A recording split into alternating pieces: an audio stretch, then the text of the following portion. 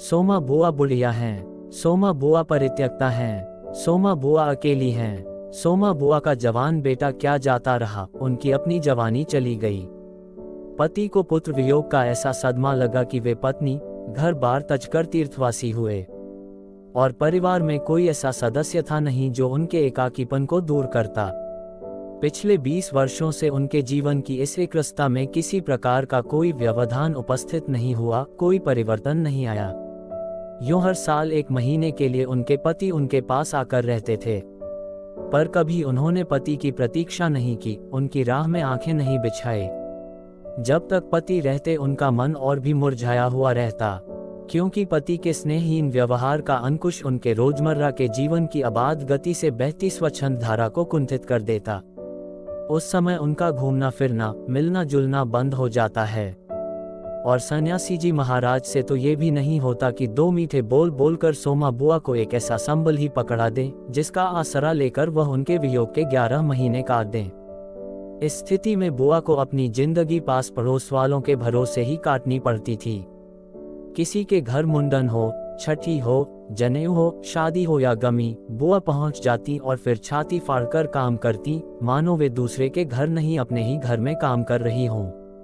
आजकल सोमा बुआ के पति आए हुए हैं और अभी अभी कुछ कहा सुनी हो चुकी है।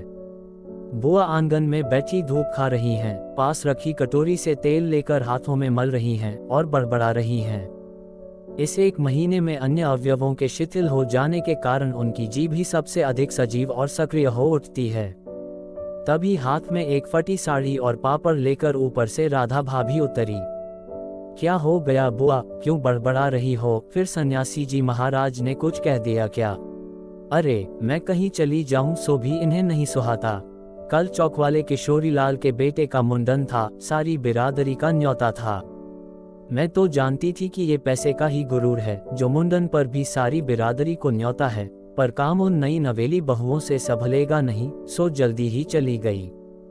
हुआ भी वही, और सरक कर बुआ ने राधा के हाथ से पापड़ लेकर सुखाने शुरू कर दिए। एक काम गत से नहीं हो रहा था। अब घर में कोई बड़ा बूढ़ा हो तो बतावे या कभी किया हो तो जाने। गीत वाली औरतें मुंडन पर बन्ना बन्नी गा रही थीं, मेरा तो हंसते हंसते पेट फूल गया, और उसकी याद से ही कुछ देर पहले का दुख और आक्रोश धुल गया। अपने सहज स्वाभाविक रूप में वे कहने लगी, भट्टी पर देखा तो अजब तमाशा। समोसे कच्चे ही उतार दिए और इतने बना दिए कि 2 बार खिला दो, और गुलाब जामुन इतने कम कि एक पंगत में भी पूरे ना पड़े। उसी समय खोया मंगवा कर नए गुलाब जामुन बनाए।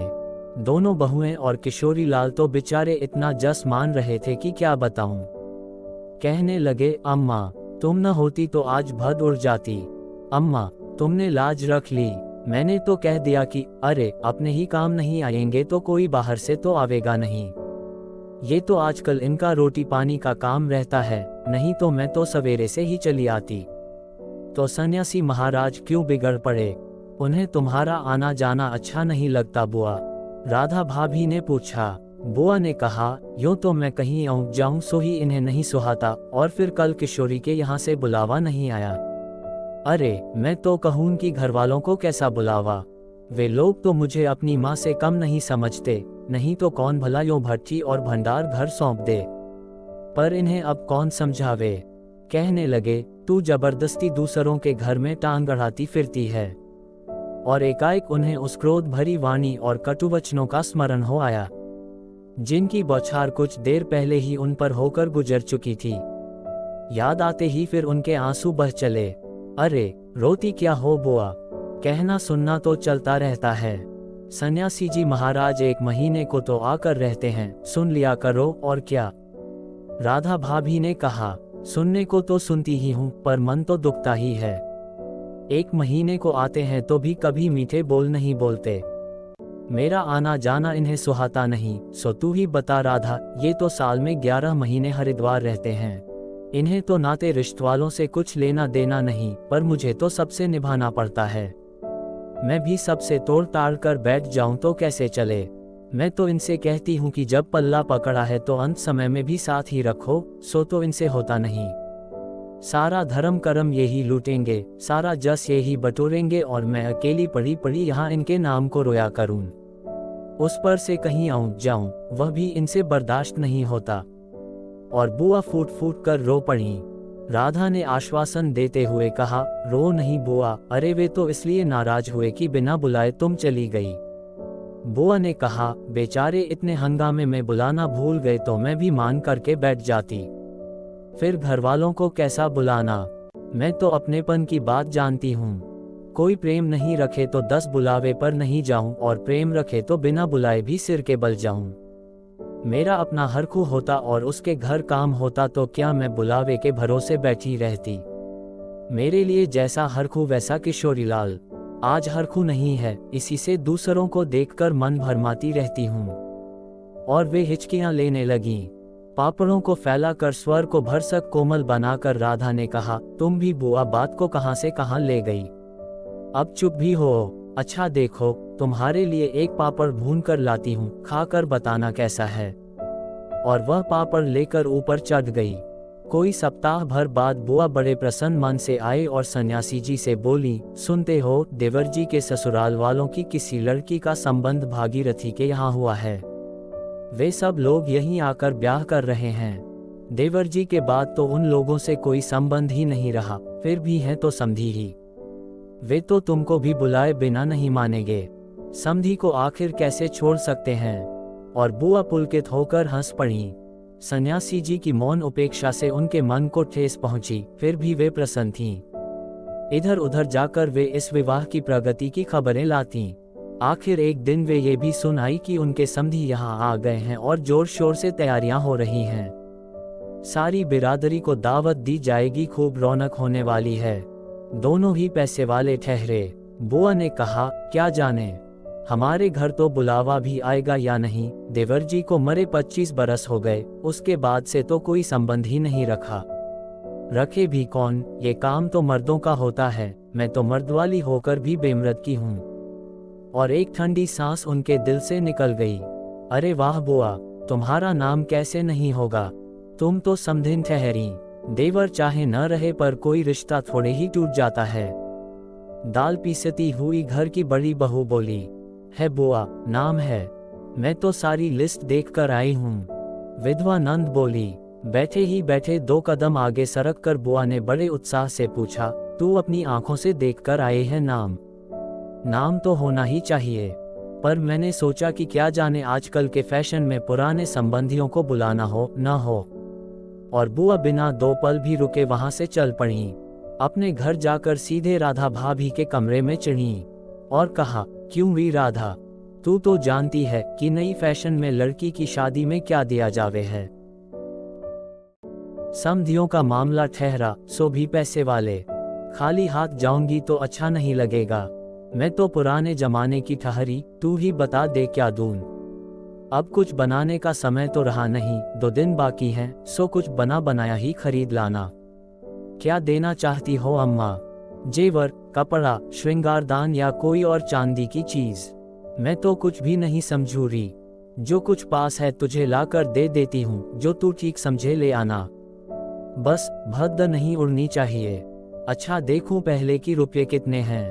और वे डगमगाते कदमों से नीचे आए। 2-3 कपड़ों की गठरियां हटाकर एक छोटा सा बक्सा निकाला। उसका ताला खोला। इधर उधर करके एक छोटी सी डिबिया निकाली। बड़े जतन से उसे खोला। उसमें 7 रुपए की कुछ रेजगारी पड़ी थी और एक अंगूठी। बुआ का अनुमान था कि रुपए कुछ ज्यादा होंगे, पर जब 7 ही रुपए निकले तो सोच में पड़ गई।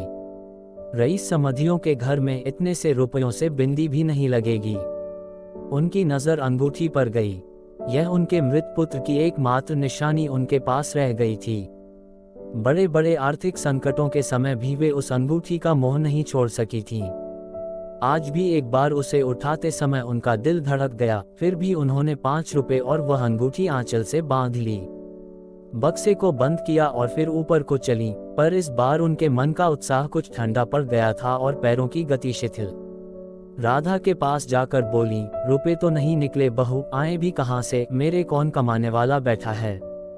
उस कोठरी का किराया आता है, उसमें 2 समय की रोटी निकल जाती है जैसे तैसे। और वे रो पड़ी। राधा ने कहा, क्या करूं बुआ, आजकल मेरा भी हाथ तंग है, नहीं तो मैं ही दे देती। अरे, पर तुम देने के चक्कर में पड़ती ही क्यों हो? आजकल तो लेन देन का रिवाज ही उठ गया है। नहीं रे राधा, समधियों का मामला ठहरा।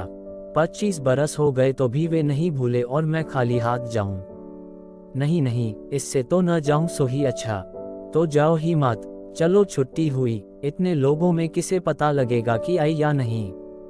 राधा ने सारी समस्या का सीधा सा हल बताते हुए कहा, बड़ा बुरा मानेंगे, सारे शहर के लोग जाएंगे और मैं समधिन होकर नहीं जाऊंगी तो यही समझेंगे कि देवर जी मरे तो संबंध भी तोड़ लिया। नहीं नहीं, तू यह अंगूठी बेच ही दे। और उन्होंने आंचल की गांठ खोलकर एक पुराने जमाने की अंगूठी राधा के हाथ पर रख दी। फिर बड़े मिन्नत भरे स्वर में बोली, तू तो बाजार जाती है राधा, इसे बेच देना और जो कुछ ठीक समझे खरीद लेना। बस शोभा रह जावे इतना ख्याल रखना। उद्धरण चिन्ह। गली में बुआ ने चूड़ी वाले की आवाज सुनी तो एकाएक ही उनकी नजर अपने हाथ की भद्दी मटमैली चूड़ियों पर जाकर टिक गई। कल समधियों के यहाँ जाना है, जेवर नहीं है तो कम से कम कांच की चूड़ी तो अच्छी पहन ले। पर एक अव्यक्त लाज ने उनके कदमों को रोक दिया, कोई देख लेगा तो। लेकिन दूसरे ही क्षण अपनी इस कमजोरी पर विजय पाती सी वे पीछे के दरवाजे पर पहुंच गई और 1 रुपया कलदार खर्च करके लाल हरी चूड़ियों के बंद पहन लिए। पर सारे दिन हाथों को साड़ी के आंचल से ढके ढके फिरी। शाम को राधा भाभी ने बुआ को चांदी की एक सिंदूरदानी, एक साड़ी और एक ब्लाउज का कपड़ा लाकर दे दिया। सब कुछ देख पाकर बुआ बड़ी प्रसन्न हुई और यह सोच सोचकर कि जब वे ये सब दे देंगी तो उनकी समधिन पुरानी बातों की दुहाई दे देकर उनकी मिलनसारता की कितनी प्रशंसा करेंगी, उनका मन पुलकित होने लगा। अंगूठी बेचने का गम भी जाता रहा। पास वाले बनिए के यहाँ से एक आने का पीला रंग लाकर रात में उन्होंने साड़ी रंगी। शादी में सफेद साड़ी पहनकर जाना क्या अच्छा लगेगा। रात में सोई तो मन कल की ओर दौड़ रहा था। दूसरे दिन 9 बजते बजते खाने का काम समाप्त कर डाला। अपनी रंगी हुई साड़ी देखी तो कुछ जची नहीं। फिर ऊपर राधा के पास पहुंची और कहा, क्यों राधा, तू तो रंगी साड़ी पहनती है तो बड़ी आब रहती है, चमक रहती है, इसमें तो चमक आए नहीं। राधा भाभी ने कहा, तुमने कल जो नहीं लगाया अम्मा, थोड़ा सा मानर दे देती तो अच्छा रहता। अभी दे लो, ठीक हो जाएगी। बुलावा कब का है? बुआ ने कहा, अरे नए फैशन वालों की मत पूछो, इन मौकों पर बुलावा आता है। 5 बजे का मुहूर्त है, दिन में कभी भी आ जावेगा। राधा भाभी मन ही मन मुस्करा उठी। बुआ ने साड़ी में मानर लगाकर सुखा दिया। फिर एक नई थाली निकाली, अपनी जवानी के दिनों में बुना हुआ क्रोशिये का एक छोटा सा मेजपोश निकाला। थाली में साड़ी, सिंदूरदानी, एक नारियल और थोड़े से बताशी सजाए। फिर जाकर राधा को दिखाया। सन्यासी महाराज सवेरे से इस आयोजन को देख रहे थे। उन्होंने कल से लेकर आज तक कोई 25 बार चेतावनी दे दी थी, यदि कोई बुलाने ना आए तो चली मत जाना, नहीं तो ठीक नहीं होगा। हर बार बुआ ने बड़े ही विश्वास के साथ कहा, मुझे क्या बावली ही समझ रखा है, जो बिना बुलाए चली जाऊंगी। अरे, वह पड़ोस वालों की नंदा अपनी आंखों से बुलावे की लिस्ट में नाम देख कर आए हैं, और बुलावेंगे क्यों नहीं। शहर वालों को बुलावेंगे और समधियों को नहीं बुलावेंगे क्या। 3 बजे के करीब बुआ को अनमने भाव से छत पर इधर उधर घूमते देख राधा भाभी ने आवाज लगाई, गई नहीं बुआ। एकाएक चौंकते हुए बुआ ने पूछा, कितने बज गए राधा? क्या कहा? 3। सर्दी में तो दिन का पता ही नहीं लगता है। बजे 3 ही हैं और धूप सारी छत पर से ऐसे सिमट गई मानो शाम हो गई हो। फिर एकाएक जैसे ख्याल आया कि यह तो भाभी के प्रश्न का उत्तर नहीं हुआ तो जरा ठंडे स्वर में बोली, मुहूर्त तो 5 बजे का है, जाऊंगी तो 4 बजे तक जाऊंगी, अभी तो 3 ही बजे हैं। बड़ी सावधानी से उन्होंने स्वर में लापरवाही का पुट दिया। बुआ छत पर से गली में नजर फैलाए खड़ी थी। उनके पीछे ही रस्सी पर धोती फैली हुई थी, उसमें कल्फ लगा था और अबरक छिड़का हुआ था। अबरक के बिखरे हुए कण रह रहकर धूप में चमक जाते थे, ठीक वैसे ही जैसे किसी को भी गली में घुसता देख बुआ का चेहरा चमक उठता था। 7 बजे के धुंधलके में राधा ने ऊपर से देखा कि दीवार से सटी गली की ओर मुंह किए एक छाया मूर्ति दिखाई दी। उसका मन भर आया। बिना कुछ पूछे इतना ही कहा, बुआ, सर्दी में खड़ी खड़ी यहाँ क्या कर रही हो? आज खाना नहीं बनेगा क्या? 7 तो बज गए। जैसे एकाएक नींद में से जागते हुए बुआ ने पूछा, क्या कहा? 7 बज गए। फिर जैसे अपने से ही बोलते हुए पूछा, पर 7 कैसे बज सकते हैं, मुहूर्त तो 5 बजे का था। और फिर एकाएक ही सारी स्थिति को समझते हुए स्वर को भरसक संयत बनाकर बोली, अरे खाने का क्या है, अभी बना लूंगी। 2 जनों का तो खाना है, क्या खाना और क्या पकाना। फिर उन्होंने सूखी साड़ी को उतारा, नीचे जाकर अच्छी तरह उसकी तह की, धीरे धीरे हाथों से चूड़ियां खोली, थाली में सजाया हुआ सारा सामान उठाया और सारी चीजें बड़े जतन से अपने एकमात्र संदूक में रख दी। और फिर बड़े ही बुझे दिल से अंगीठी जलाने बैठी।